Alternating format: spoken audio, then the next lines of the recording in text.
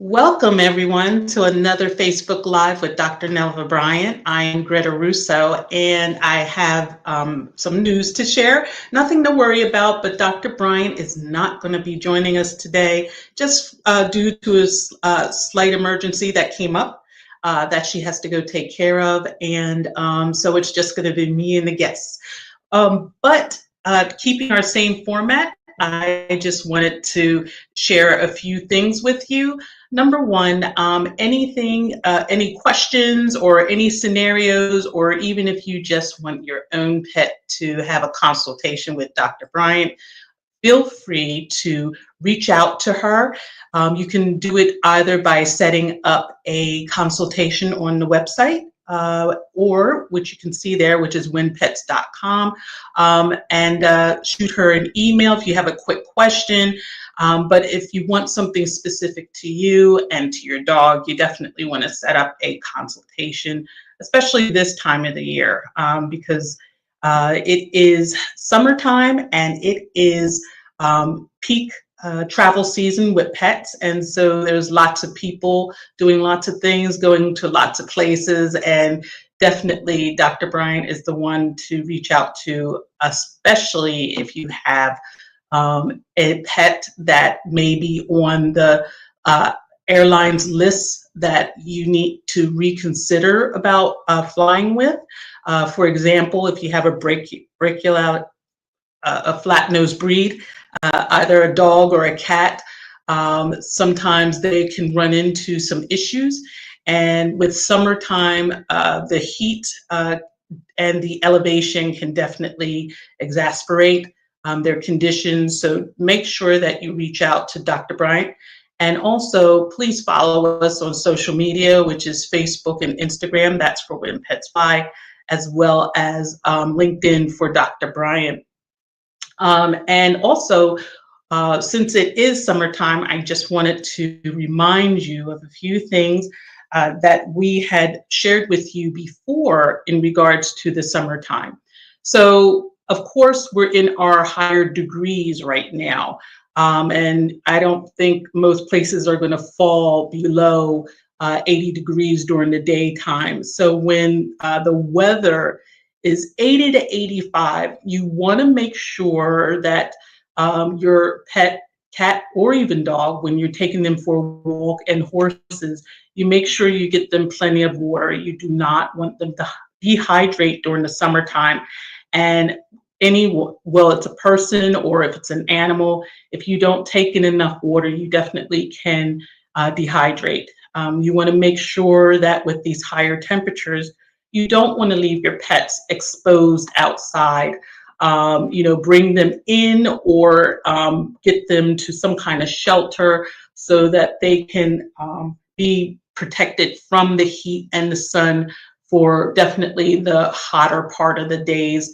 And again, making sure that they have fresh, clean water sources to rehydrate every day. So, and you want to make sure that their bowls or anything you're keeping their water in is clean. Also, when you are walking your dogs, the concrete, the sidewalk, as well as the streets themselves. And honestly, if you're walking in an area that has rocks or bricks, that all can get heated with the sun. So you want to make sure that your babies do not burn their paws. So a lot of people practice the 7-second rule. So if you can rest your hand on the pavement or that hot surface, wait about 7 seconds, and typically it's the underside of your hand or your forearm. You can lay it down on that for 7 seconds. If it's too hot for you to keep your hand or forearm there, then it's really too hot for your pet to walk upon that. These exposed areas heat up rather quickly from the sun. So for example, if the temperature outside is 77 degrees, the asphalt can get to 125 degrees. That is pretty darn hot. That is burning in most cases. 86 degrees outside, the asphalt is 135. So you want to remember that. And also, one thing to remember is skin damage can occur in just 1 minute when the temperature outside is 77 degrees. So the paws of your pet, there can be skin damage just when it's 77 degrees outside, and of course the asphalt is going to feel like 125. So please, please be careful. A lot of people today are turning more and more to protective covering for the paws. They could be little booties. I think I've seen some people use rubber type of booties as well. I don't think I like those as much because, again, the heat can break those down or even melt them to your paws. But the booties are very good. And also, they're good for year round because, especially if you are walking in the cities, sometimes the cities have broken glass and other things on the ground that can hurt your dog and their paws. So you want to make sure, if you can, get your dog used to wearing booties, and that will certainly protect them from the hot asphalt. And then lastly, I wanted to remind you that, you definitely do not want to leave any pet in your car, not even for 5 minutes, as you're running in the store, dropping off something, or whatever the case may be, because that is a very dangerous situation. Temperatures, if they are 70 degrees outside, the temperature in your car after 10 minutes can get to 89 degrees. And then, for if it's 75 degrees, the temperature in your car after 10 minutes can get to 94 degrees. But now that we're in the really thick of the summertime, where our temperatures are really in the mid 80s to 90s, 85 degrees outside means your car will be 104 in 10 minutes inside your car. So you want to make sure you do not leave your pet in your car while you run into to go do anything. Additionally, there are laws that allow civilians, if they see a pet in your car and your windows are closed and you are nowhere around, civilians have the right to break your window. They do have to stay there, and they do have to call the cops. So you don't want to go through this situation either. But the civilian is doing their best to, make sure your pet does not die inside the car. And you don't want to go through this with a broken window and everything. So please, if you can't take your dog with you into any building that you're going to after you leave the car, then leave your pet at home so that they can stay safe and comfortable. So since we have our guest, Jess Berger from, I apologize, Jess Berger, and she is the CEO and founder of Bundle and Joy. I am going to bring her on since we don't have Dr. Bryant here. And we'll just get started in getting to know her and her beautiful business. So hold on 1 second. I'm going to bring her in. Hi, how are you? Hi, Jess. How are you doing? I'm great. It's a Friday, which is always great in the summer. And like you were just talking about the heat here in Phoenix, we just had our hottest day yesterday. I think it hit 117. So, with two Great Danes of Wow. my own, I'm definitely very aware of the heat and have to make a lot of adjustments. So, I definitely understand. Absolutely. Well, stay that right there for a second. I am going to read your introduction and then we're going to get started. Okay, everyone. Today we have Jess Berger, who is the founder and CEO of Bundle and Joy, a fast-growing, purpose-driven pet brand sold nationwide in Walmart, Sprouts, and Whole Foods Market. A first-gen Latina and proud dog mom, she brings nearly 2 decades of experience from leadership roles at PetSmart and Nestle Purina. Jess made history as the first Latina to raise over $1 million in the pet industry and was named one of Pet Age's Women of Influence. She's also a doctoral candidate in marketing and frequently mentors diverse entrepreneurs through her company's 3% Give Back. Her mission is to unleash more joy for pets, people, and the next generation of bold women leaders. Everyone, please help me welcome Jess Berger.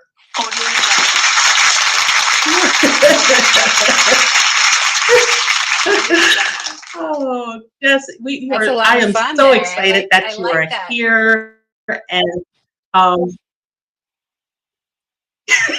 yes, I got it. There's a whole story behind that, but it took us 2 years to figure out how to do that. But we've always wanted to have an applause for our guests when they come on, because we look at everyone, all of our guests, as touch points in our pets' lives, to raising happier, healthier pets, and also making sure they're best beings before they go on any trip with their pet parents. So we definitely want to celebrate everyone that comes on. And I'm so excited that you're here. I do apologize again that Dr. Bryant isn't here, but you and I are going to have plenty of fun as two pet parents just chatting with everyone. Absolutely, yes. I So, have Jess, two. to get us started, please. No, go ahead. Oh no, it's my fault. Go I'm ahead. I'm sorry. It sorry. was delayed. Yeah, no, I was just gonna say I'm excited to be here today with you. And also I have, two Great Danes, Luna and Soul. So I often say that I wish I could fly with them, and it's more challenging. So someday I'll get to travel maybe with them in a plane, but for now we stick to the car. You I have seen Great Danes on the plane before, so I know it is possible. But I just don't know what steps they took. So maybe that's a conversation you should have with Dr. Bryant, because I saw the Great Danes. Matter of fact, I saw the two that I saw were on Delta. So, and I didn't see that they had a service vest on them, but that's not to say they weren't service dogs. But there may be a way you can find out if your Great Danes can go in the cabin. Yeah, fingers crossed. Absolutely. So please, Jess, please tell us what inspired the creation of Bundle and Joy, and how did the vision for the superfood and probiotic powered dog brand begin? Well, as long as I can remember, pets have always been at the center of my home, our family growing up. And, I always really thought that our pets just brought so much joy. I had the opportunity to get into the pet industry about 18 years ago and just really fell in love with it. It's a lot of fun to serve and kind of be driven by pets. And, I think in the midst of that, I quickly began to realize that a lot of brands and companies were sort of losing sight of what it was all about. And so, Yeah. during the pandemic, we all spent a lot more time with our pets. And I just thought, wow, like, I feel like the companies, the products, and the brands that I engage with aren't necessarily connecting with me as a pet owner, as a dog mom. And really, they're not really focused on the connection and the joy that we have together.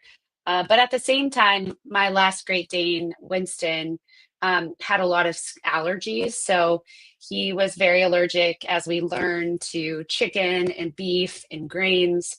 And I really struggled to find products that made a poultry free clean. It's, Mm, very quickly I found a lot of products had a lot of kind of hidden ingredients. And so a lot of yeah. times dog food specifically will say they're a salmon recipe, but you'll look at the ingredient list and there's 5 different proteins. And it became pretty challenging to find food and treats and really everything that worked with his stomach. And so I really saw an opportunity to develop a little more allergy friendly, gut boosting set of products that also served the sensitive pups. A lot of the same pups that, probably have some challenges with traveling and flying, like Frenchies, for example, have a lot of gut and skin challenges. And so we've really been able to develop a portfolio of products that work for especially the sensitive pups that need just a little extra love. And the best part is once someone finds us, they don't have to worry because then they can buy their food, their treats, their supplements, everything from us with that same kind of guarantee of the allergies. That's fantastic. Now, do you believe that to date, okay, I've often thought about these questions. Like I've had pets my entire life, but I don't remember animals as much having so many allergies and gut sensitivity when I was younger. And I'm trying to think, was it because they didn't have them and the quality of food was different? Or is it that we didn't really recognize what they had until later? And so, I often try to think of that. And then I often try to think of, what is the best um, way to make sure that our pets get a healthy diet, and one that, you know, should not trigger any allergies, but if so, what are some things we can do to help reduce that situation? So, from your description, it sounds like your food kind of handles that. So that you provide a healthy diet, but then if there are some allergies, you have things to help counter that. What type of allergies do your clients usually come to you with? Yeah, like you mentioned, I honestly am really excited someday to dig into kind of that first question that you posed. Um, I'm actually a doctoral candidate. I'm about to hopefully finish my dissertation this year, and then I can start doing my own research. And I think it will be really interesting to dig into, what has changed and why are pets seeing so many more allergies. Personally, I think there's been just a decline in overall ingredient production, sourcing, quality. I think that some of the proteins and, ways that we sort of produce some of those ingredients are not ideal. And so I do think that I've seen over the last 18 years a bit of a connection there. Um, for example, even the proteins that we do have, they're all responsibly sourced. So either grass fed, free range, or cage free. That helps, right?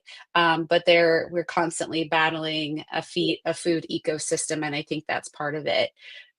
Also, as we've seen a lot more new breeds come on, which are so fun, all the doodles and poodles and variations. They became very popular, Frenchies, right? And so as we've seen a lot more of these new breeds come into pet ownership, I've seen definitely an increase in those same allergies.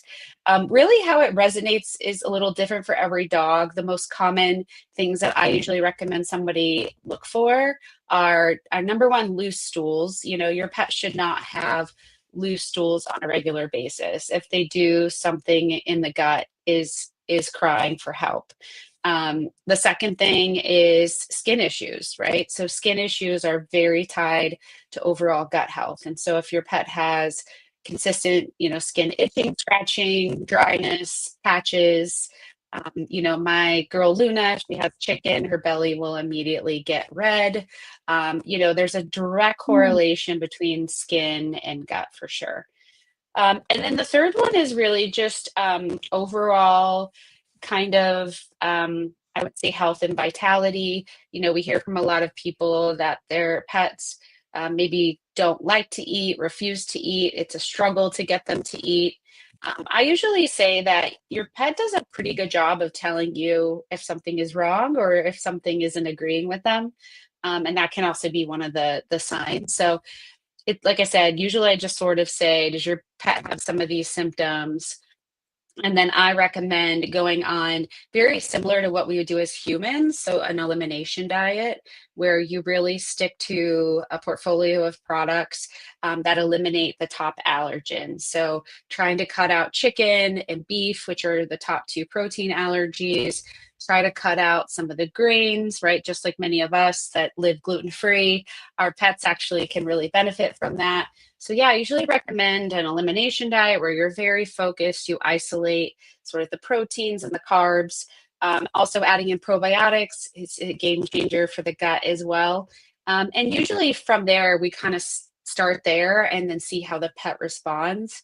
A dog's microbiome can change in 3 days, which is so amazing to me. So, you can typically see a change within a week for sure. That's all amazing, everything you just said.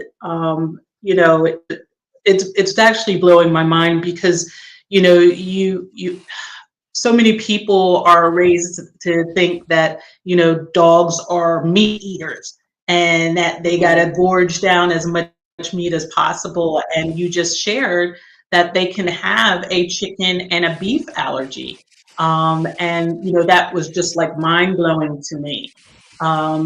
So I have to ask you. There's so many. I've always tried to like stay out of the food discussions because people are so serious about what they feed their pets and everything. But I'm finding out that I need to not stay out of it, but ask more questions so I can understand. So uh, I know that there's a big trend for people to gorge their dogs on like a whole bowl of meat, whether it's, beef and chicken, and they're throwing a duck in there and, all kinds of stuff. So are you saying that all meat diet is not good either? There should be more things in that diet? Yeah, I really think it comes back to the microbiome and gut flora. So, again, our pets are actually more similar to us than we realize. So, a healthy gut microbiome is really created by kind of exposing a multitude of different types of foods. So just like us as humans, we can really benefit from, premium proteins, different fruits, vegetables, prebiotic and probiotic sources. All of those things also are super important for our pets. So what we typically recommend is a diet that allows you to sort of balance all of that. Specifically, our food includes those responsibly sourced proteins, about 20 plus superfoods in each bag. And then we also add those probiotics. We apply that topically to the food so that they're digesting the probiotics along with their meal. That combination has been tested many times, both in human and in pets, that it really helps to maintain Yeah, that really healthy gut flora.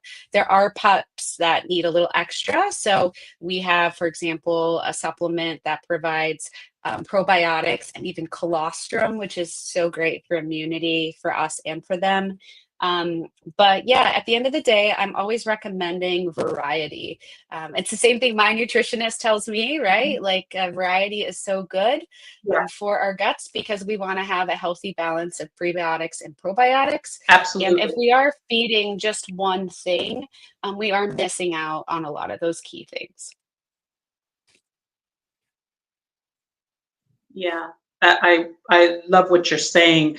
I recently, last year, I met someone who started a company that was all about the vegan movement for canines, and I was, my mind again was blown because I just had never thought of a dog being vegan, and uh, but the first thing that came to mind was they're missing out on so many things that the other food groups can provide to them, from vitamins and minerals and everything else that the basics that a body needs.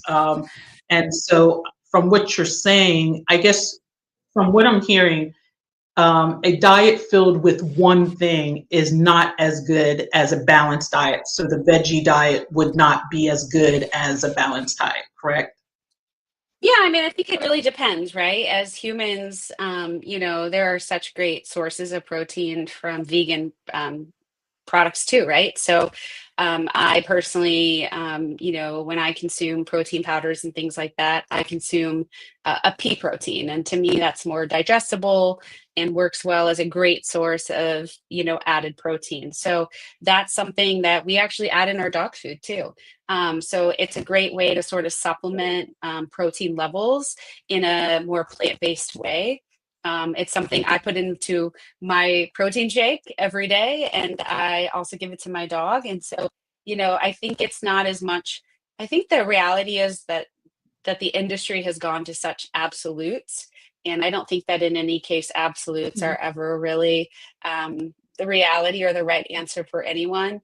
We're really on a mission to provide accessible, quality nutrition that's going to help boost their gut as best that we can in an affordable way.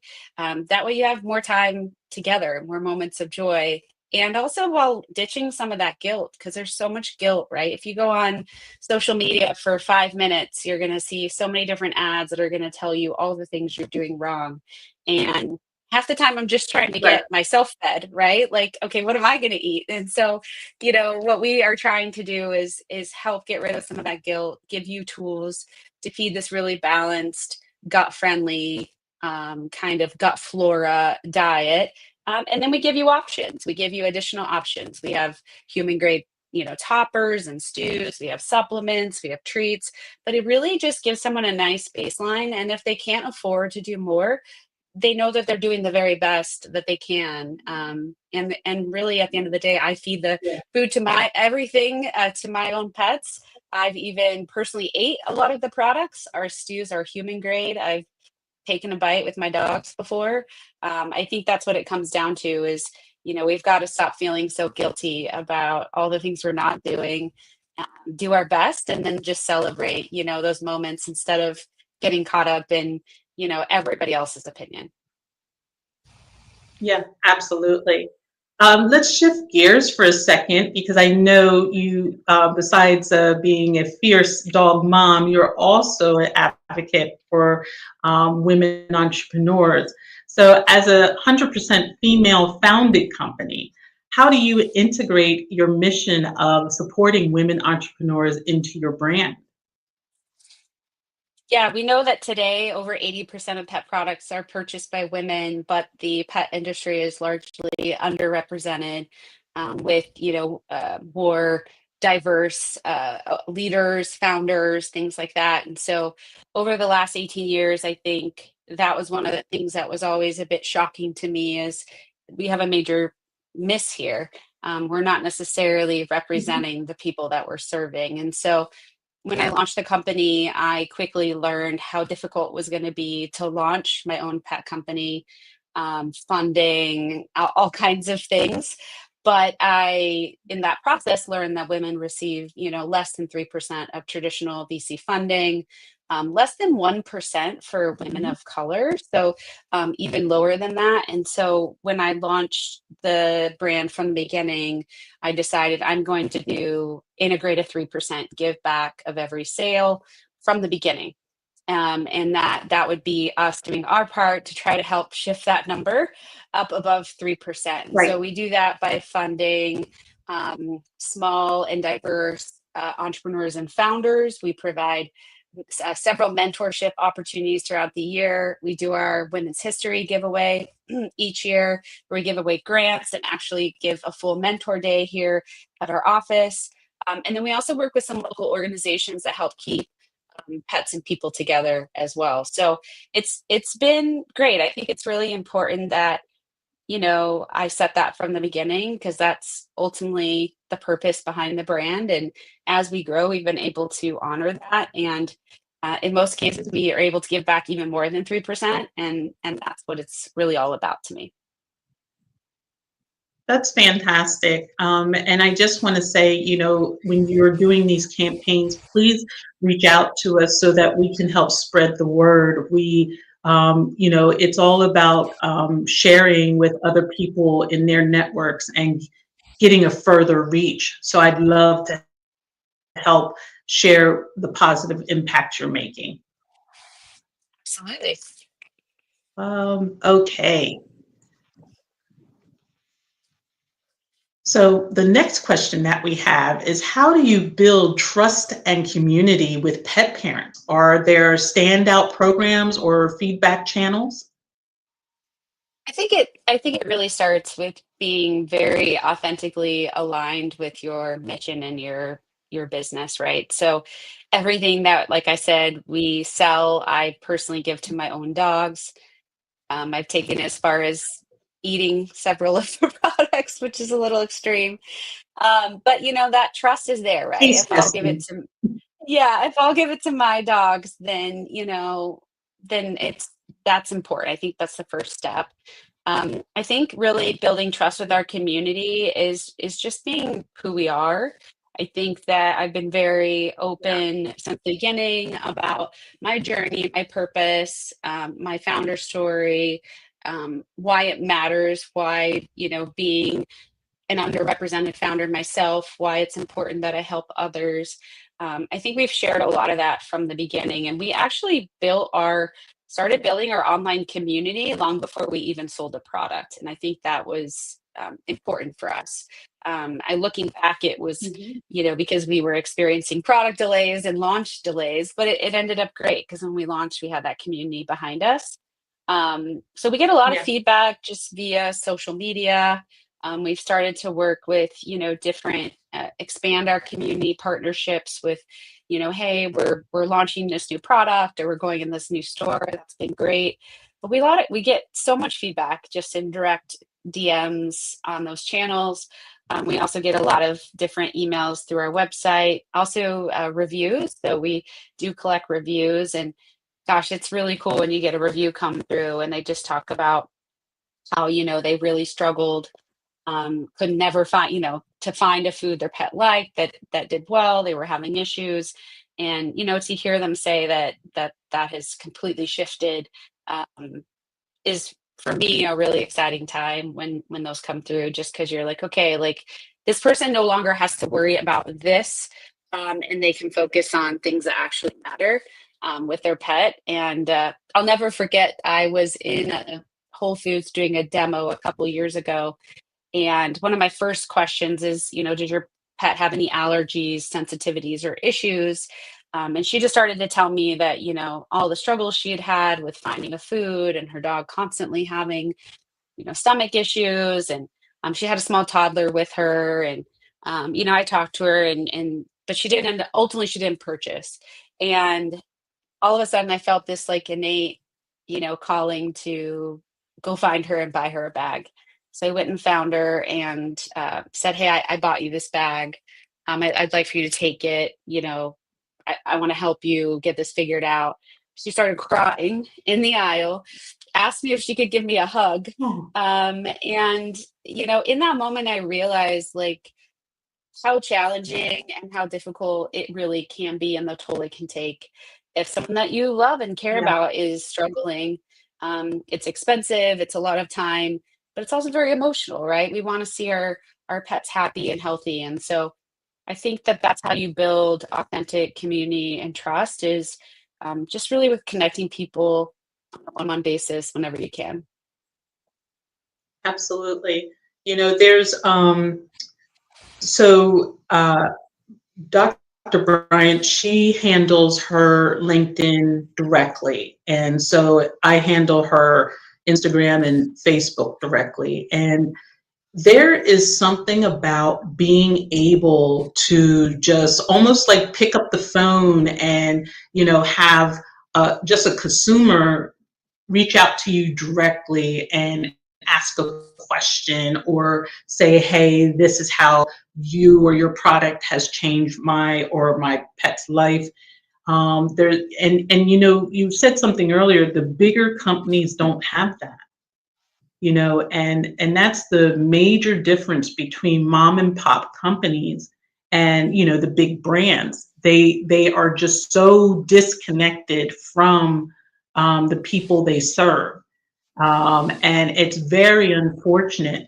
There's so many things I believe that have caused allergies become more prevalent, as I do my own thesis in my head. And I think it's it's funny how everything touches each other. So, for example, genetically modified veggies, genetically modified meats, and all of that is going into our pets' food if they do use meats or that corn or something. And they don't like that. They smell that, they sense that, and that's why they don't want to eat it. You know, they only know to eat something that's good for them and that's natural and healthy. And so when our dogs and our cats are telling us, "I don't want to eat that," it's not that they would rather have Dom Pignon and a filet mignon. It's because there's something in that that doesn't smell right. And unfortunately, our finances keep us so that we might be able to only afford the junk. Um, so, I'm so appreciative of you and your company in that, you know, um, you're making a quality meal, quality supplements, quality treats that are made to help the pet and help heal them, and it's not astronomically out of reach in costs. That's absolutely phenomenal in what you're doing, and I applaud you for that because, like you said, we just want to feed our babies. That's what our cats and dogs and birds and lizards, that's what they are to us today. They're our babies, and if you can't provide a fundamental thing in feeding your baby, that hurts. Mhm. So thank you. Yeah, no, it shouldn't be a requirement that it's unaffordable or too expensive, where you can get a small bag of our food for under $18. That's very affordable when you consider the ingredients and the probiotics that we add. And Yeah. yeah, you might be spending, a couple dollars more than an alternate formula, but in the end, you're going to have so much in savings with, vet time, more time with your pet. It is, just a couple dollars more. But at the same time, we're about 30% less expensive than comparable brands in the pet space. And so we are really focused on that value and accessibility because we really believe that everyone should have that opportunity to buy a premium option. We call it premium internally. It's not really premium. It should sort of be the baseline, in my opinion. That we also have kind of that Mhm. non-negotiable no ingredient list of things that we'll never put into our formulas: corn, wheat, soy, artificial colors, flavors, those kinds of things, byproducts, or just a no. But yeah, in a more nutrient dense food as well, you can feed less too. So sometimes, what might seem like it's costing more can actually be pretty comparable. That's fantastic. One of the things that Dr. Bryant and I, when we bring people on and we talk about nutrition and we talk about feeding your pets, is when you're traveling. So, it definitely is easier when you're traveling by car. You can take anything with you, you do at home with you to wherever you're going. But by plane, it can be a little bit trickier. And so this question is very good because when people travel by plane, they and don't prepare, they run into problems. So with Mhm. Dr. Bryant's focus on pet travel, how does your food support digestion, hydration, and calmness for pets on the move? Yeah, one of the biggest benefits actually of probiotics that people don't realize is that it's great for helping in periods of transition or stress. So, if you're able and you're not feeding or giving a probiotic on a regular basis, whether it be in your food or in a supplement, Probiotics could be something really good to add to your pet, maybe starting a couple weeks before travel. You don't want to start like right before because sometimes there is a bit of a transition period with pre and probiotics, right? As the gut is adjusting, it might try to shed some of the bad juju in there. And so you'll want to start, at least I would say about 2 weeks before with a probiotic. That'll get everything regular, get their gut in check. It's going to help them to feel more calm just in their gut, but also helps with digestive issues during travel. I think that's super important. The second thing is hydration. It can be kind of challenging with hydration because of travel. Last year, we launched our new superfood stews. So they're in a small little Tetra Pak. They can be, they're shelf stable, so you can travel with them. They're very small. You could even put them in your carry-on. And the nice thing about those is they are made primarily with a broth base. So they're providing a lot of really rich hydration, as well as little chunks of human grade potatoes, kale, thing like that. That's the stew that I've actually ate along with my dogs. But that can be a way to get some protein into them, also get some hydration, and they're really easy to travel with. I usually recommend a lick mat. We even have some kind of a little deeper slow feeder bowls that are really great for traveling. I often will just put that stew into that slow feeder. That also provides, some kind of enrichment for them as well, because obviously they can't be as active while they're traveling. So yeah, those are two things that I work really, really well during travel. But probiotics, I think, would be my biggest piece of advice. I think it's great for every day, but if you're not already using some kind of probiotic, super important, I think, about 2 weeks before you travel. Oh, that's fantastic. I'm so glad that you recommended both of them, especially the stew, because, wherever you travel may not have the things that you have back home in your store. So a lot of people think of sending their food with them or ahead of them. So what we've suggested before was, if you can't take it with you on the plane, shipping it ahead of Mhm. time to where your destination is, so that you can keep your dog or cat's diet consistent. Another thing, we had a nutritionist come on and say, get your pet used to freeze dried fruit, Mhm. because that is the most natural. You can, if you want, give it as is or add a liquid to turn it into a Mhm. stew over some kibble. But the freeze dried would be the best traveling and best meal for your pet. So we're constantly trying to introduce different tips for traveling with food that would be good nutritionally and health wise for your pet. So, because we want to avoid an upset stomach. So, Yeah, I think it's but I so key love what you your just said. ideas. Yeah, what you just said too about like making sure. Because if you're traveling and then you get to your destination and then you're giving them different food, different, that is going to potentially be an unknown of how they're going to adjust to that. So love your idea. Most all hotels, Airbnbs, you can order on Amazon. We sell on Amazon. We have our own website. You can order online and schedule when it arrives. A lot of people don't realize you can have stuff delivered even to hotels.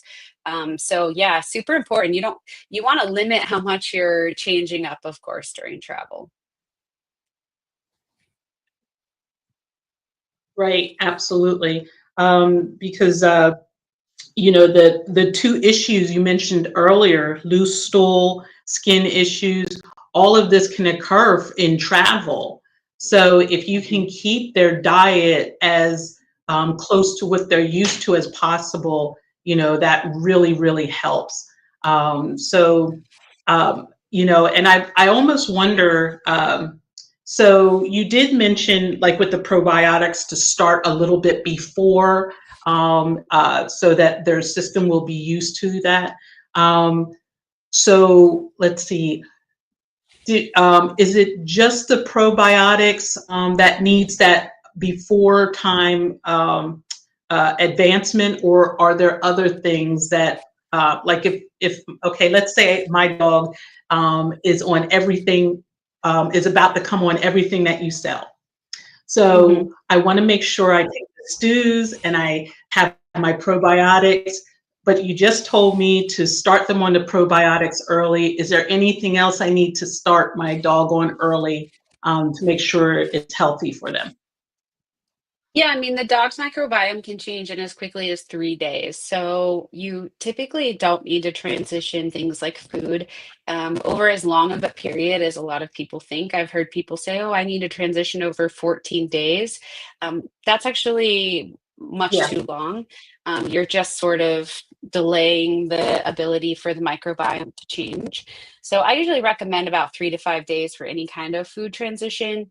And then I say 14 days because you'd want to allow some time for that transition, make sure your pet does well. I mean, even if you're going to go to a, freeze dried option, like you mentioned, you wouldn't want to try that for the first time um, in the middle of your travel because you just don't know, right? But yeah, we usually recommend with all of our products that for food specifically, we recommend that pet parents transition over a 3 to 5 day period. As little as 3 days is usually fine. For things like our glowing supplement is a soft chew. Dogs think it's a treat. They love it. That's going to have the prebiotics, probiotics, that colostrum. You could start that anytime, right? Because that's sort of additive. Like that's going to be something that really just improves the microbiome. The main thing you really want to watch is if you're changing a major meal time or meal products, then you'd really want to get that, completed ahead of time. Okay, that's fantastic. Um, are there specific ingredients or formulations that are especially helpful for traveling pets? Yeah, like I said, I think something with that probiotic in it, like that's a big difference for our food, is that the probiotic is actually applied topically to the food. So I think that's always best if you can do that. Some people buy a separate powder and then put that powder on top of their pet's food. That's also an option. I just have found that that's just another expense. You're spending $30 for, a probiotic powder to put on your dog's food when you can just buy a food that already has it. But yeah, probiotics for sure. Other thing that I'm always pretty shocked of is we see a lot of people out and about traveling or at events that don't have a water system of some sort. So, I think it's not necessarily an ingredient, but making sure that you have a good travel water bottle. There's so many great options out there. Springer has a really great travel water bottle that has a bowl built into it. That's my favorite personally.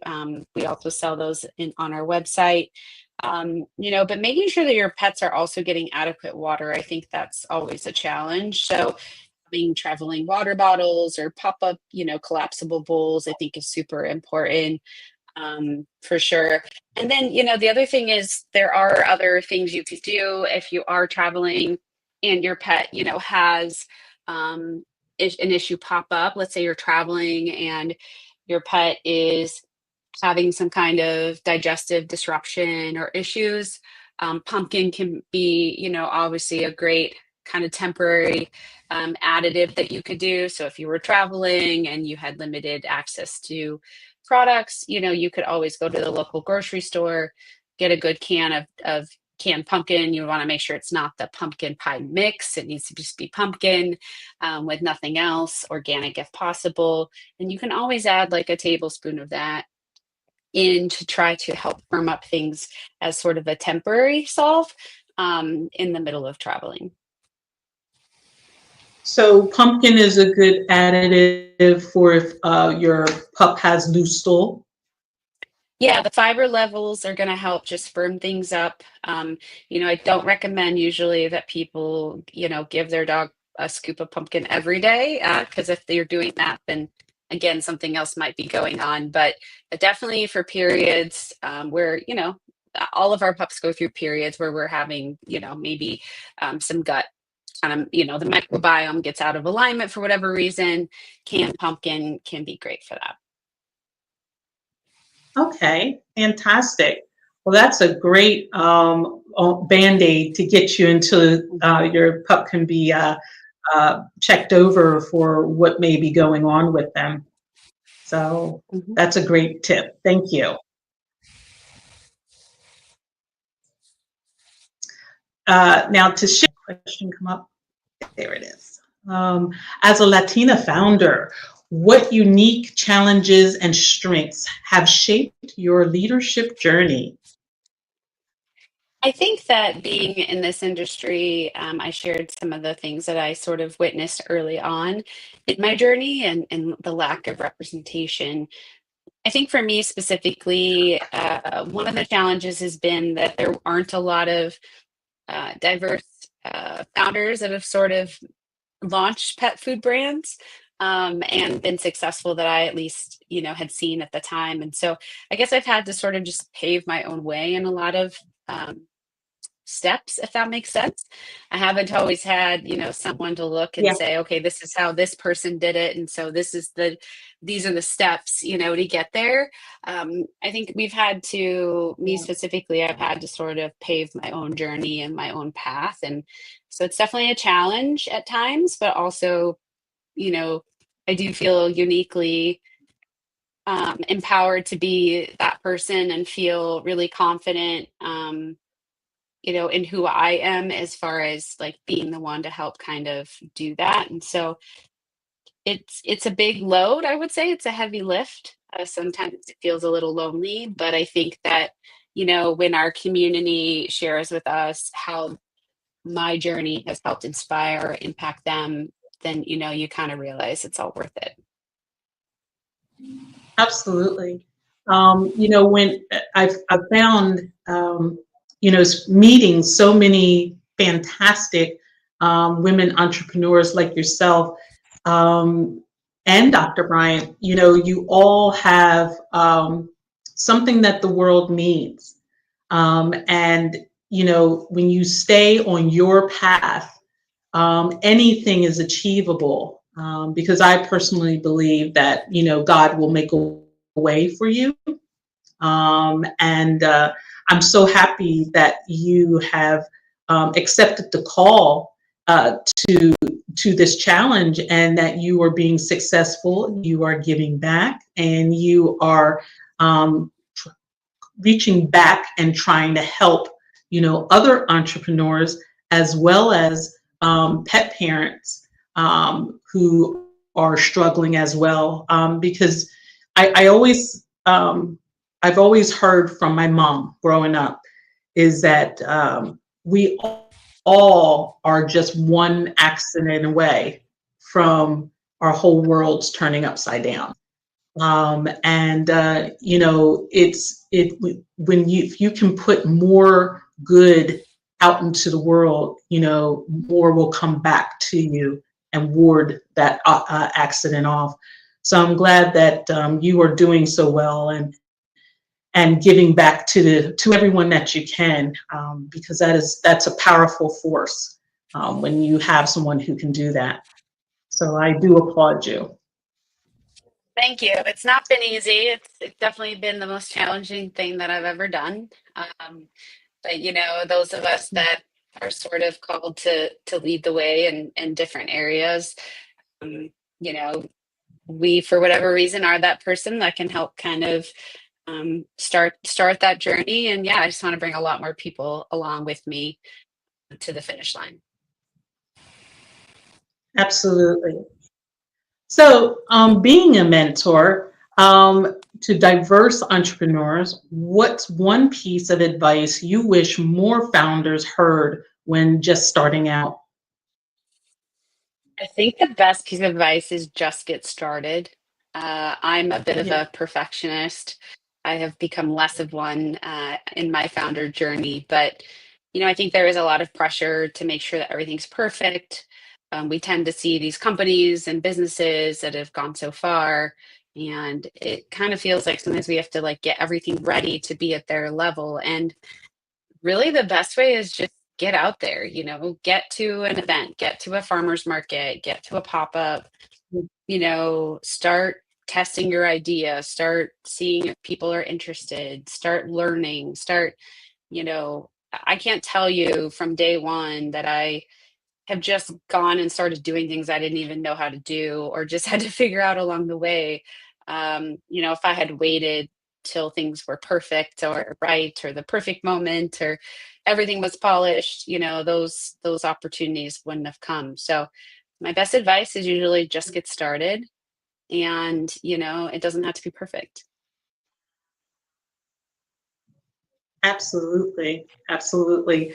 Are you looking to expand your company or add to it?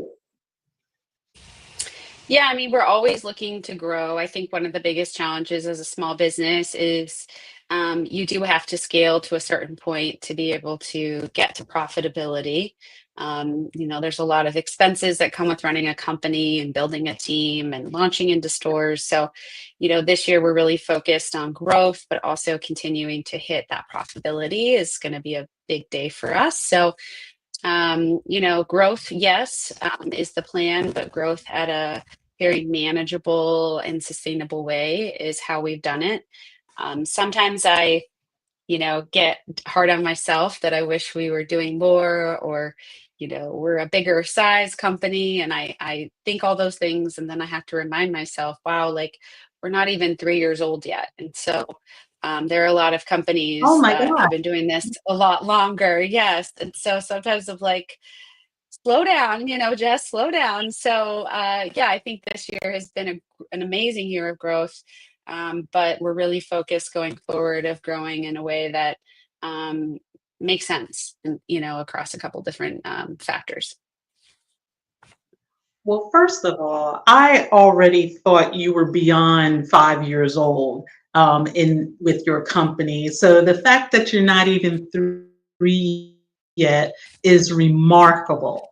So you are just turning the world on fire, and that my mind is blown. I cannot believe it because you are more than a success story. You really, really are a unicorn, and I applaud you for that. That just goes to show how great of a product you have, how great your mission is, and how great of a leader you are. So, congratulations, young lady. You really are phenomenal.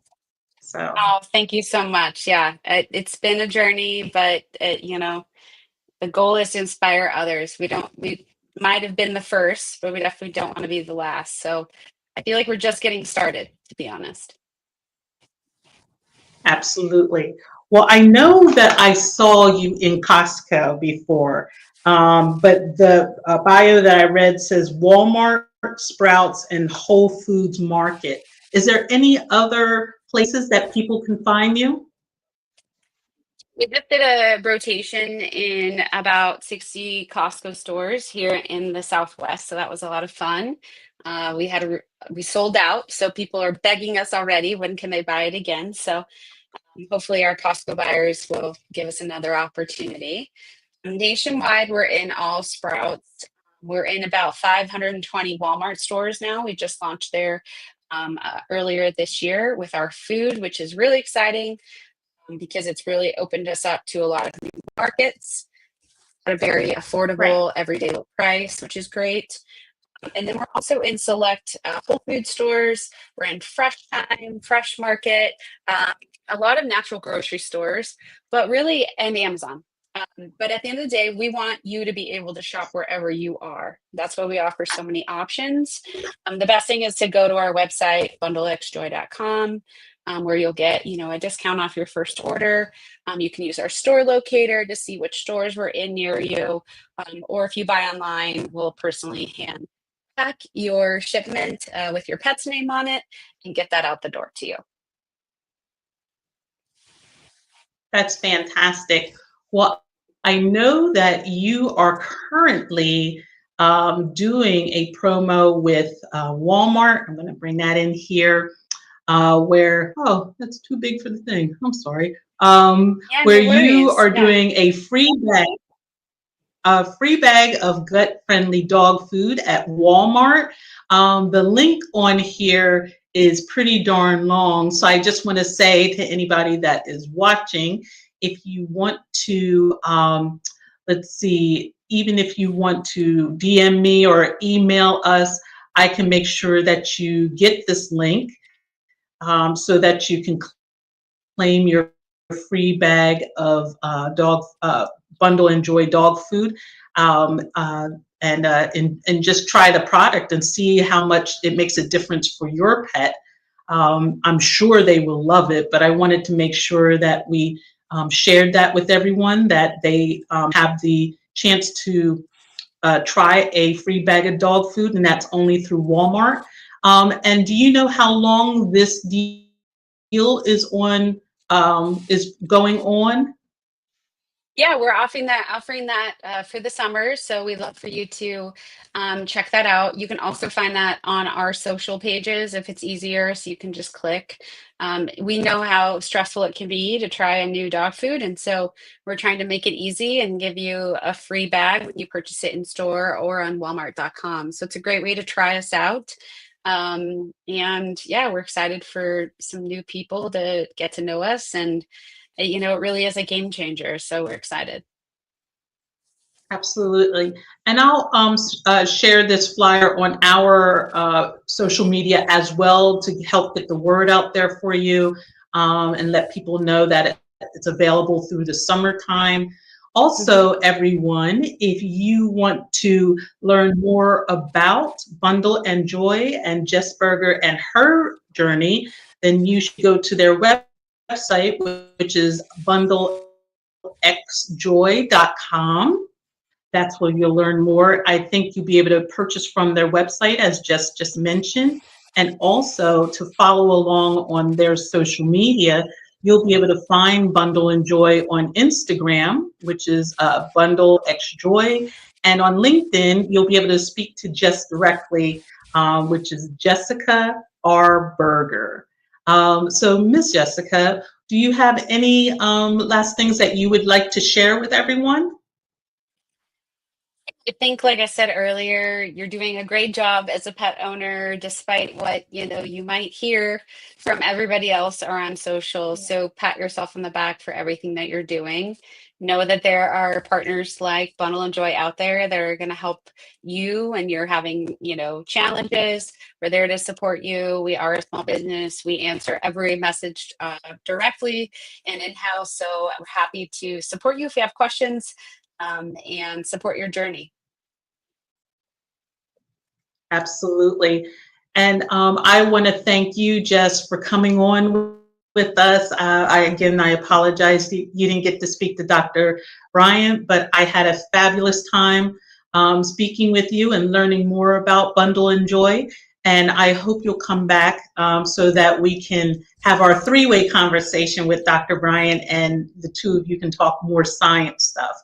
But for now, I want to wish everyone a fantastic weekend, a happy first day of summer, and we will look forward to seeing you next Friday on Facebook Live with Dr. Nelva Bryant.